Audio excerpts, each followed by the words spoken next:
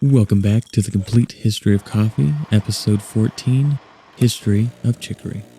Grab your favorite caffeinated beverage and let's get started.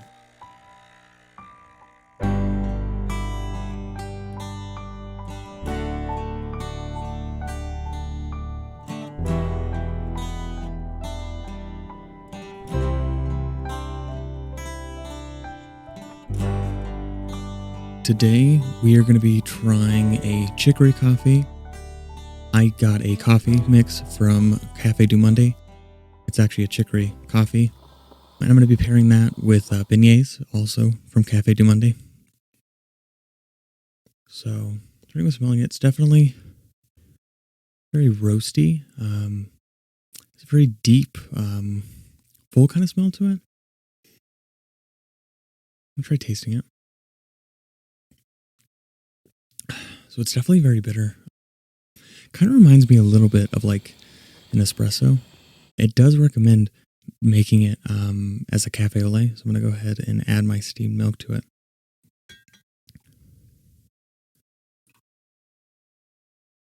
Okay, so let's try that and see what it does.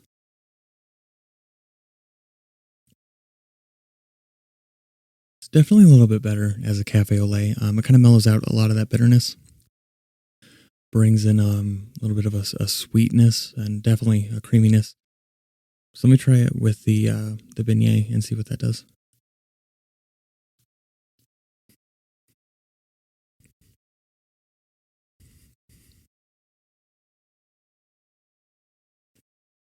Beignets are definitely pretty good.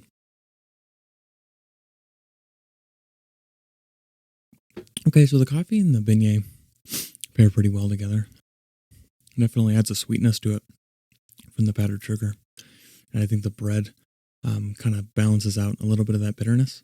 I also want to mention, since I forgot last episode on the American Civil War, to bring out my Union hat and my Confederate badge. But I figure since we'll be talking about the Civil War in relation to the history of chicory, I would bring them out today.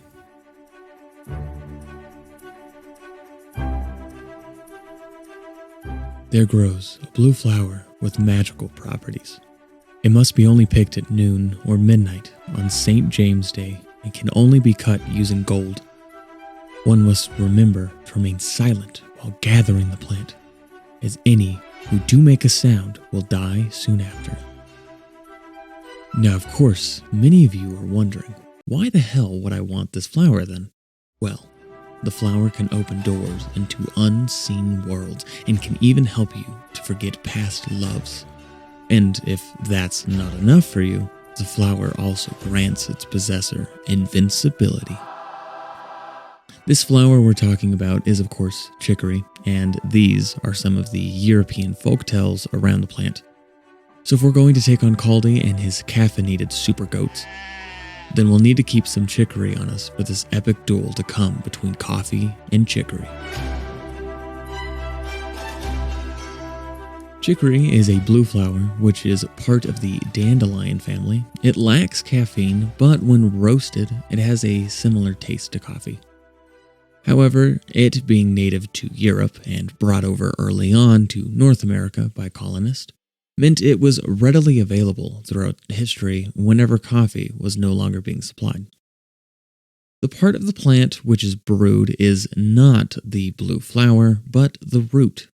Chicory roots can grow as long as 5 feet and weigh up to 3 pounds, although this is the extreme, not the norm. After drying out the root, it is then roasted, which causes it to caramelize, gaining a sweetness to its taste. In fact, the root can also be used as a substitute for sugar due to its sweet taste, while the flowers can be cut up and eaten like a salad. Chicory has been used in food and medicine as far back as ancient Egypt.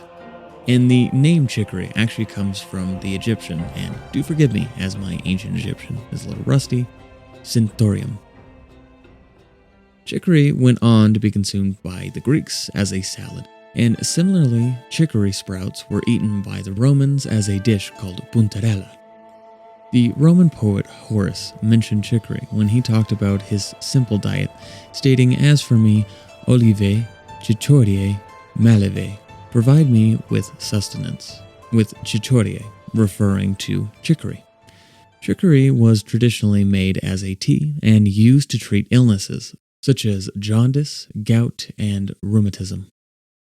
As we get closer to the period of coffee's arrival to Europe, it seems chicory was often a food for animals, with people only later realizing its potential as a drink. I found several references to chicory being mentioned in relation to the Silk Road trade between Europe and Asia, with a warning not to feed chicory to silkworms. But there seems to be a lack of citation around the source of this information. In any case, Holland is often credited with first making the root into a brew at some point during the 16th century, as the Dutch felt it made a lively addition to coffee. This makes sense when you consider the Netherlands was the primary importer of coffee for Europe during this period. Chicory was only used by the Dutch on a small scale, while the Germans were the first to do so on a large one. It was during the 18th century in Prussia, if you remember from our episode on Frederick the Not-So-Great for coffee, decided to limit the amount of coffee in his country. Frederick, during this period, launched a sort of war on coffee, like modern America's war on drugs. America's public enemy number one is drug abuse. In order to fight and defeat this enemy, it is necessary to wage a new all-out offensive. He sent out coffee sniffers to find illegally roasted coffee and only allowed the rich to have a license to roast the bean. In other words, he hated coffee, stating it made men effeminate and women sterile. Although this may have also been due to the mercantile competition going on in Europe at this time. Without getting too deep into mercantilism, it wasn't completely his fault, as we have to understand the economic strategy of Europe at this time. See, European leaders believed the richest country was the one with the most money in the bank, so exporting had to increase and importing had to stop. Clearly, this method was flawed, and it took Adam Smith to help countries realize where the true wealth of nations comes from, although Marx, Weber, and many others might disagree. In any case, before we go any further down a rabbit hole of economic philosophy, the people of Germany needed a substitute for coffee. Now, they looked all over for such a thing, from grains to fruits, until they decided on chicory. A few decades later, France began brewing the plant during Napoleon's continental blockade during the early 19th century. The French blockade and England's counter-blockade resulted in less coffee being imported into France. Chicory was readily available in Europe, however, so the French began roasting and brewing the root to make coffee.